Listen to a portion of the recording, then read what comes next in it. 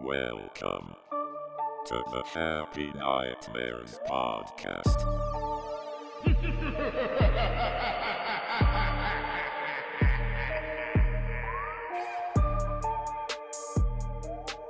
Hello, everybody. My name is Patrick, and welcome to another episode of the Happy Nightmares podcast. Yesterday, which is not yesterday to you, but on February 10th, Netflix released a documentary called Crime Scene: The Vanishing at the Cecil Hotel. And what's interesting is I found out about the pending release of this documentary the day before it was released because I had started researching potential topics for this podcast, and I naturally went to a story that has fascinated me for years. And that's where I found out about the documentary. I remember very clearly the first time I saw the security video footage at the center of this mystery, and the cold, raw fear that filled me while watching it. I can't really explain why it affected me so much, but even now, if I just sit down in the quiet and watch it, I feel so uneasy. I'll get into what the story is in a moment, but if you want to know more about it in more detail and you have access to Netflix, I strongly encourage you to watch the documentary. It's going to give vastly more detail than what I'm going to go into here. There are interviews with the detectives involved, with people who were staying at the Cecil Hotel when this happened, with other residents from around that area. It's very well done and very informed. Also, some of the information that I've gathered here has come from various sources, and so I'm not going to guarantee the accuracy of it. Not all of this comes from the documentary because I haven't gotten all the way through it yet, but I've worked through multiple articles on the subject, so keep in mind that if something I say here goes against something in the documentary, I would err on the side of trust that the documentary is going to have better information than what I go into here. So, what story am I talking about? Well, it's the story of Elisa Lam, a 21-year-old student from the University of British Columbia in Vancouver. These events that we're talking about took place in February of 2013. On February 1st, Elisa became a missing person. She had decided to travel down the west coast of the United States alone before she went off to university, and her second stop was in Los Angeles, California, where she was set to stay for around 4 days at the Cecil Hotel. When she was supposed to check out on February 1st, she was nowhere to be found. All of her belongings were still in the room, her laptop, all of her clothes, everything. There was no sign of a struggle or any violent acts in the room. She was just gone. What really made this story interesting was footage of her last sighting, which is in and around an elevator within the Cecil Hotel. As the detectives were looking through security footage, they were able to determine that Elisa had to still be somewhere inside the hotel, because they could not find any footage of her leaving through any of the exits. Now, if you are just listening to this, I'm going to just describe what happens in the video clip. If you are watching on our YouTube archive channel, Happy Nightmares Podcast, then you will see the footage on the screen here in a moment without me talking, and then we'll continue to discuss theories surrounding what happened.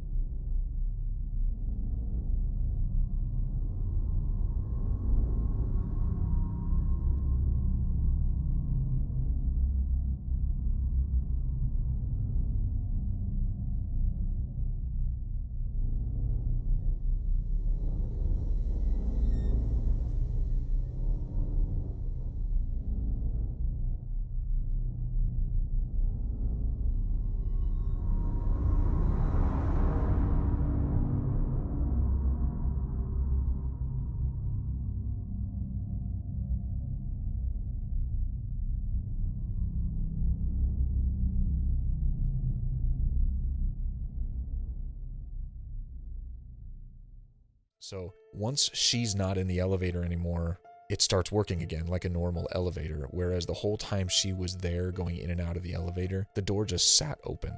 And there's really no reason for that to have happened, unless, of course, something didn't want her to get on that elevator. Something wanted to keep her on that floor, something that would have had the ability to keep that door from closing. So, 2 weeks after the video was published, Elisa Lam's body was discovered. And it was discovered because patrons of the hotel began complaining to management about reduced water pressure and a strange taste and color with the tap water in the rooms. So these complaints led authorities to head up to the roof, to the large water storage tanks. They drained them, and that's where her body was found. She was not wearing any clothing. The clothing was in there, in the water tank with her. She was not wearing it, and she had drowned in the water tanks.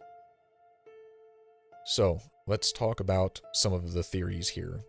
In quick form, some say that she might have been under the influence of some sort of a drug, hallucinogen such as ecstasy, which was causing her to act the way that she did.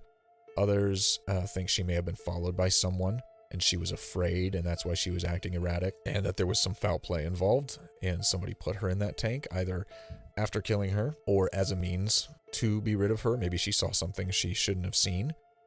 Also, later on, news was released that Elisa was actually bipolar, and that became public knowledge, and some thought that maybe she was having a psychotic episode from that, and others suspect the involvement of the paranormal. From a standpoint of the most logical cause of her actions in the video, the bipolar/psychotic break theory carries the most weight. According to her autopsy, she had only taken her stimulant medications, but had not taken either of her stabilizers, which could have brought about some sort of episode. And those types of episodes have been known to cause those afflicted with bipolar to experience hallucinations or psychosis. If this was the case, and Elisa became paranoid that someone was after her, she could have thought that hiding in the water tank was her best chance of survival.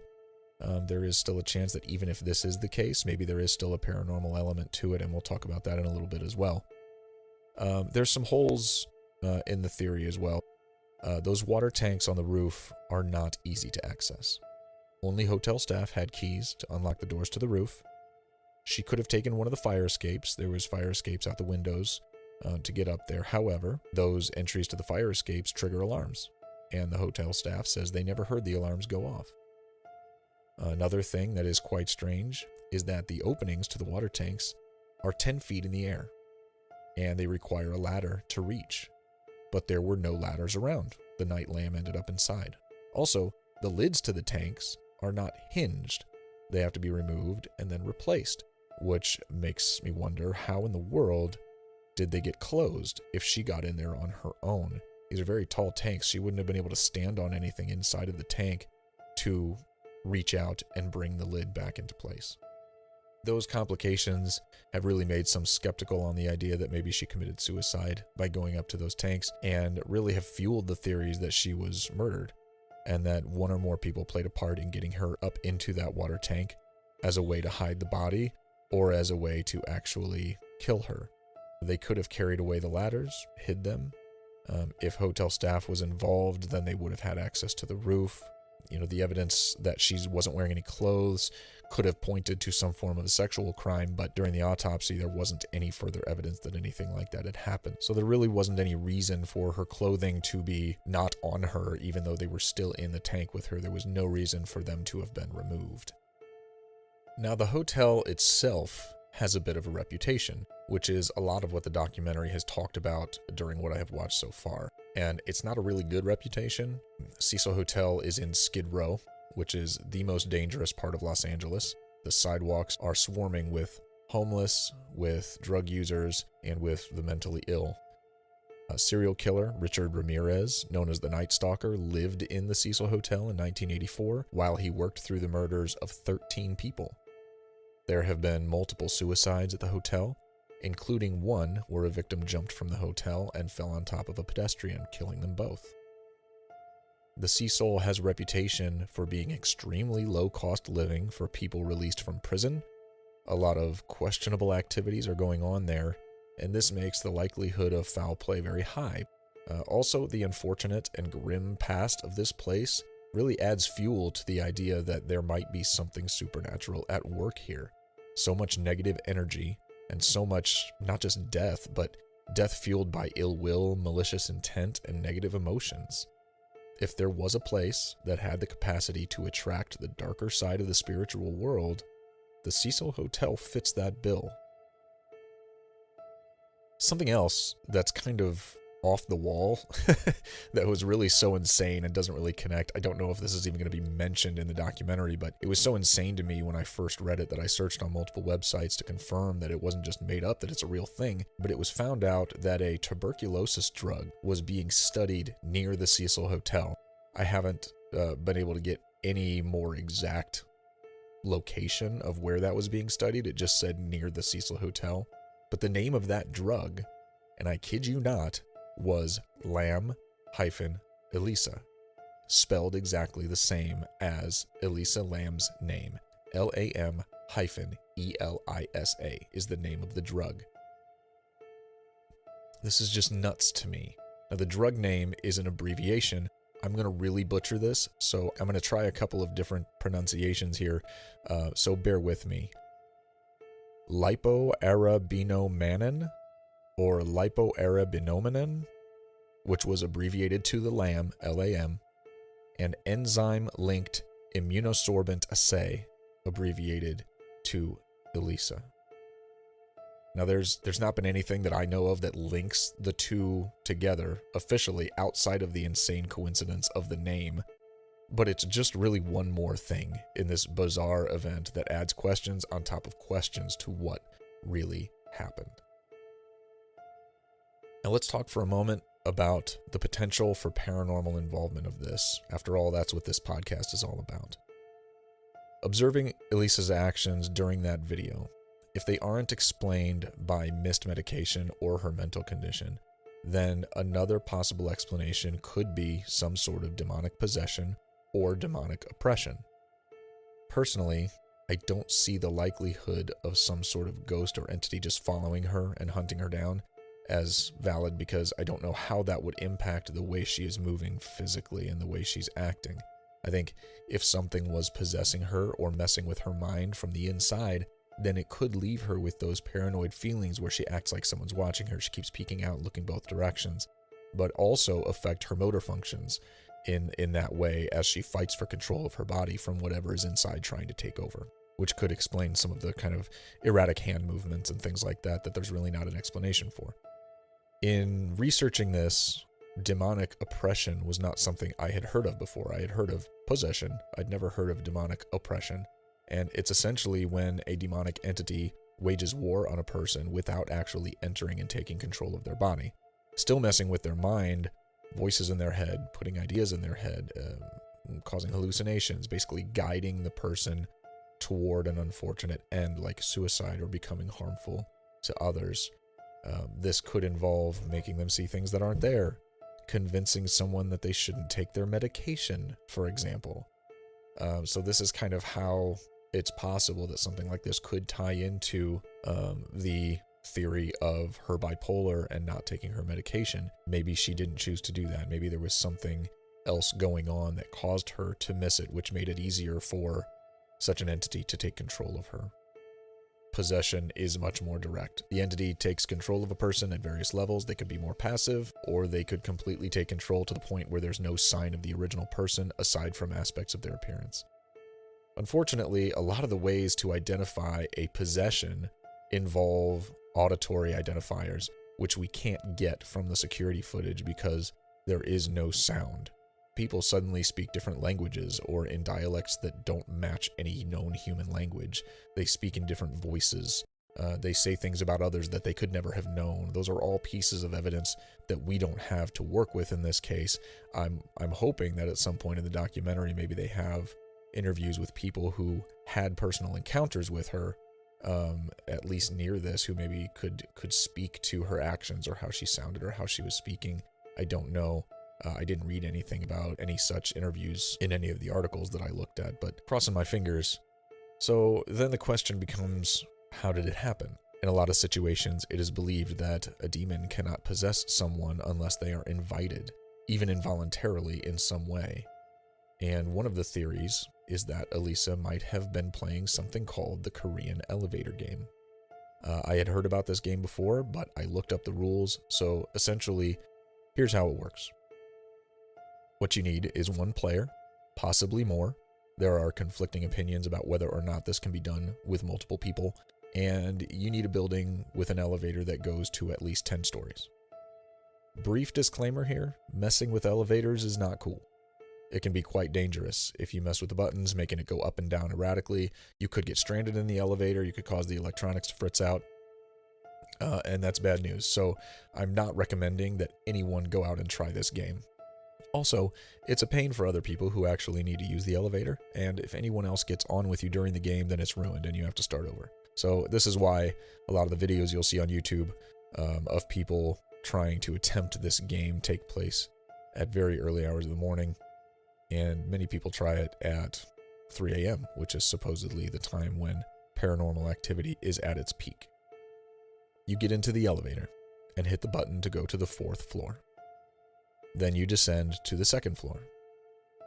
One note, don't get out on any of these floors. Let the doors open and then close again and then move on to the next one. Then you go to the 6th floor. Then go back to the 2nd floor, go up to the 10th floor, and then down to the 5th floor. So 4th floor, 2nd floor, 6th floor, 2nd floor, 10th floor, 5th floor. That's phase 1 of the game. At this point, when the door opens on the 5th floor, you should encounter a young woman who gets on the elevator with you. Do not look at her. Do not interact with her in any way. She may or may not try talking to you. She may ask for help.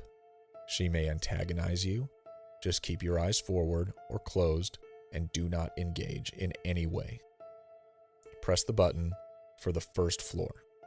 And there are 2 things that could happen at this point. One, the elevator might descend to the 1st floor, which is the button you pushed, in which case you should exit immediately, do not look back or speak, and let the elevator door close. Go about your business. Game over.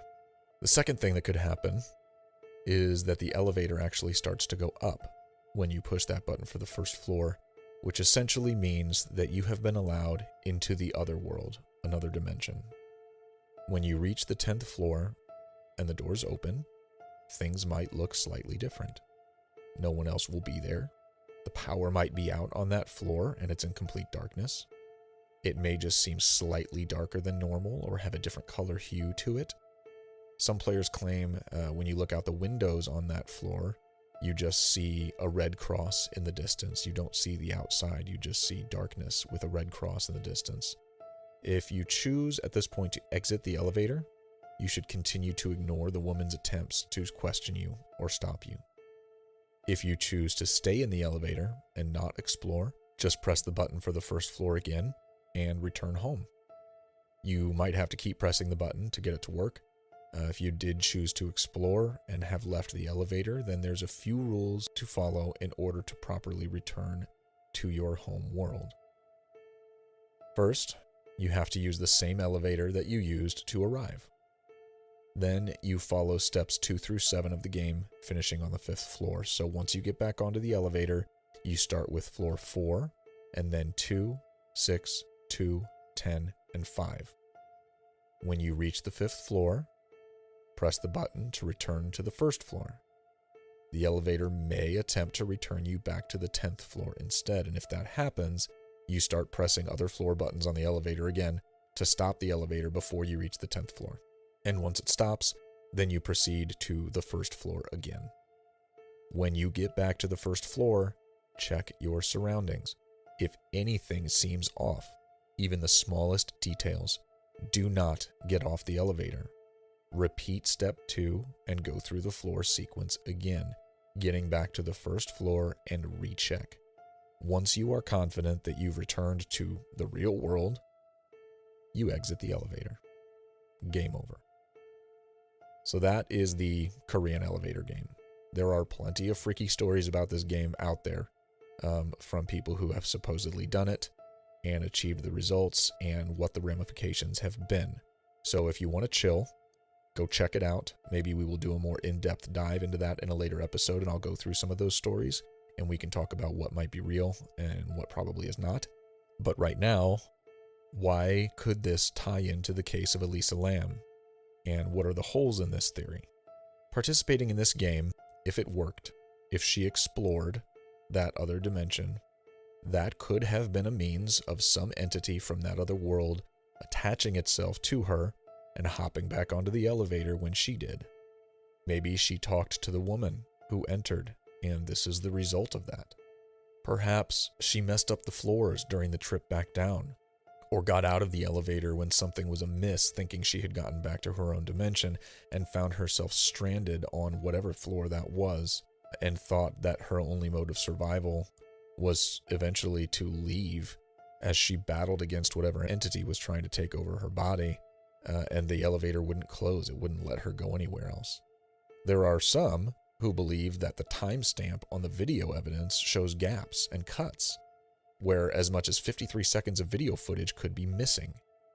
Could be that hotel staff tampered with it, but possibly paranormal forces are involved, as they've been known to have an effect on electronics, causing them to fritz out and act up in strange ways.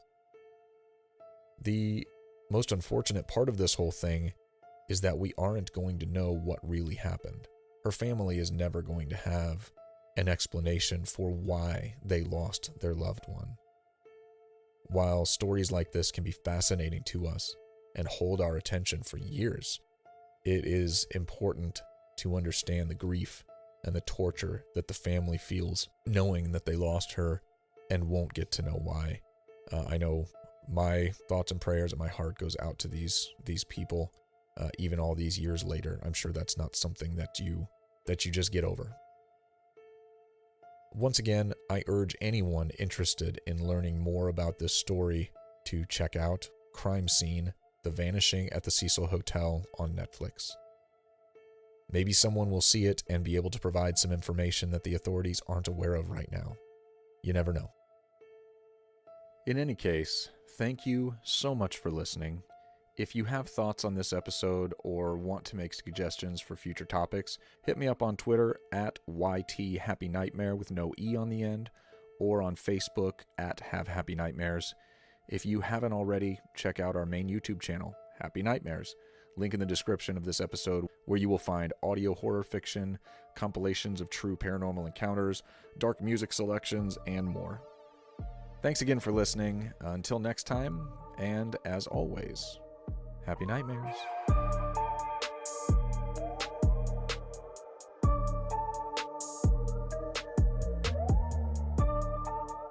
This has been the Happy Nightmares podcast.